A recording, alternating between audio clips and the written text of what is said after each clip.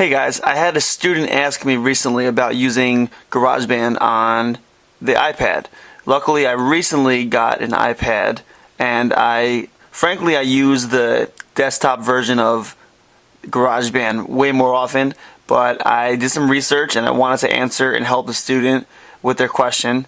So I will show you how to use Garageband for the iPad, and I'm going to actually make a song right now on the fly, demonstrating some of the really cool features of the iPad version of Garageband. So first I'm opening up the app, and it says no songs, tap to create a new song. So I'm going to tap. And then we have, by the way, I understand some of the lettering is going to be a little blurry, but if you use the iPad version of Garageband, you'll be able to figure out which one of these instruments I'm using.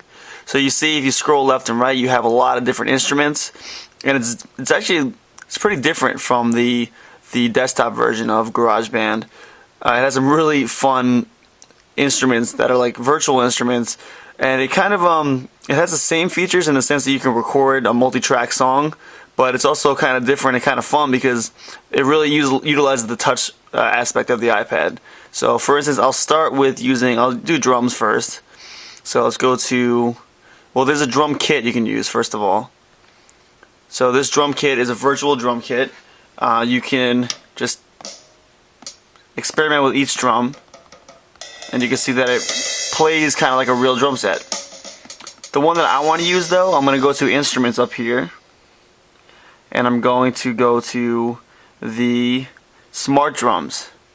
So I'm clicking on smart drums, and here you can click and drag each one of these instruments.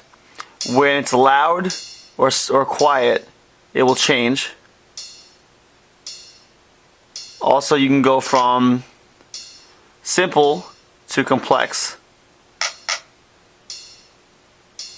So I can just make a random beat like this, and it will make it as I program it. That button right there will stop the song, the loop, temporarily. You can reset it with reset over here. And then if you want, you just get a random beat by pressing the die. So that's the first random beat that I got. I'm going to just use that one. So I'm going to go up here, I'm going to hit record.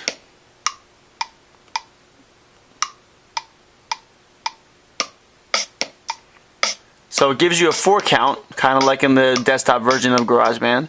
And you see the red, that means I'm recording. And I'm going to let it roll for a little bit longer. Okay, so I already have that. So how do I see the track I just recorded? I go up here, I press this button right here. That button right there goes to your timeline, just like you're used to seeing on the desktop version of GarageBand. If you want to see the instrument you're using, you press the button next to the timeline button, and you're back to that instrument.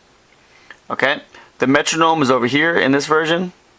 So if you don't want to hear the metronome, if you do. Okay, so I have my drum. The next thing I'm going to do is click instruments, and I will add, so you have violins, you have strings, you have bass, you have a smart keyboard. I'm going to use smart guitar for this one. A lot of the same features exist on all these smart instruments. So I know I'm giving a very broad sort of general overview of the iPad version of GarageBand, but you'll see if you play with this that the smart guitar, the smart keyboard, smart bass, and smart strings all kind of function the same way with a little bit of difference here and there. So I'll go to smart guitar, and you have different options. For example, you can go from chords or notes. So chords, they just make the chords for you. You don't have to really know how to play the guitar. They will kind of just have you play the correct notes for each chord and make it sound really good. For example, I can literally strum, and it makes an E minor for me. If you play real guitar, you know that's not that easy to just do that, but they make it kind of convenient. So if you want, you can just go to the lower strings or the higher strings, and so on. Up here on the top left, you can change. You can make it a hard rock guitar, for example.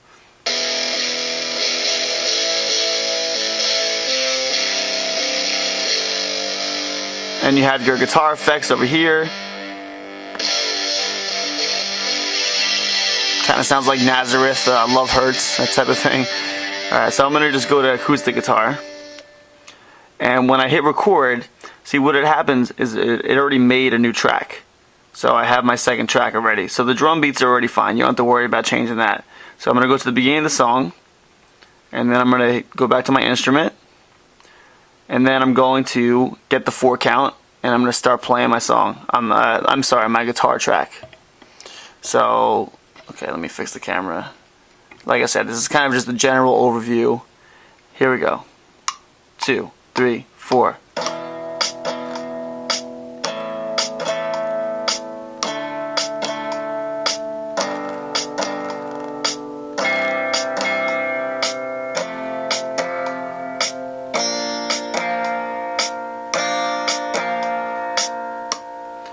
And now you'll see that it recorded my drums and my guitar.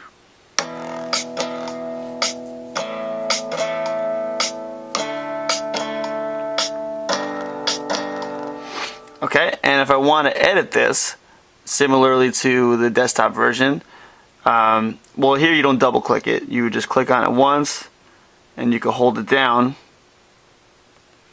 Okay, I'm wrong. You just double click it. You click edit, and then you can see, similarly to the desktop version, you can see that you have your notes. And just like we learned in the desktop version, you can match it up with the grid to make these notes sound more accurate. Up here you can switch to pencil tool, and if you want to delete the notes, you just tap them again. Okay, so I'm going to move on. I'm going to add a new track. Let's see, let's go back. Let's go to done. Then let's go to instruments. And we will add, okay, guitar amp, that's for if you have a real guitar and you want to record, just like in the desktop version. Audio is if you want to record your voice. And then sampler is interesting because you can just sample your voice and play it on a keyboard. I've actually done this in Logic Pro, which is like the more advanced version of GarageBand, and I took a lot of time out of my day to figure out how to do that. But here they just have it conveniently set up for you already. So you can see the waves going up and down. That's my, sorry, the faders going up and down. That's my voice. So I'm just going to just record a quick sample. Test. And then you can see my voice was recorded. And I can simply play the keyboard. Test, test, test, test, test, test, test, test, test, test, test. And it changes the pitch of my voice, which is really a lot of fun. You can have a lot of fun with this. So let's see what happened over here in the timeline. You can see that it actually hasn't added it yet.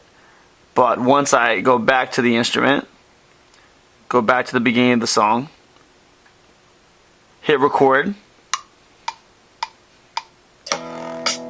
Test, test, test, test. Test, test, test. And that's how I add it to my song. So now I have that. Obviously, it wasn't a very good recording, so you could edit it, of course, by just double-clicking, go to edit, and I could play around with this sample Test. however I want to do it. Test, test, test, test, test, test.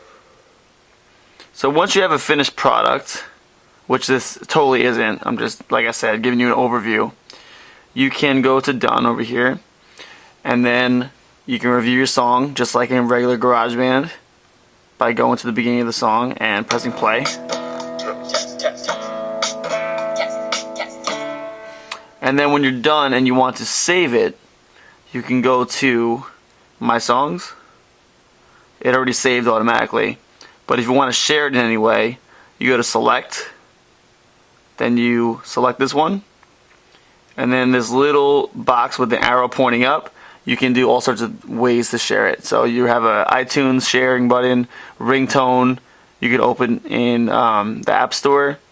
there's Mail, there's Facebook, SoundCloud, YouTube, and there's other ones that you can access by going to More. So that's a very basic overview of the iPad version of GarageBand. I wanted to make sure that nobody was left out, so I wanted to make sure that the basics were covered for that. In the future, I may expand on this if I see that a lot more people want to learn about the iPad version of it. So I hope this helped, and yeah, let me know if you have any questions, as always.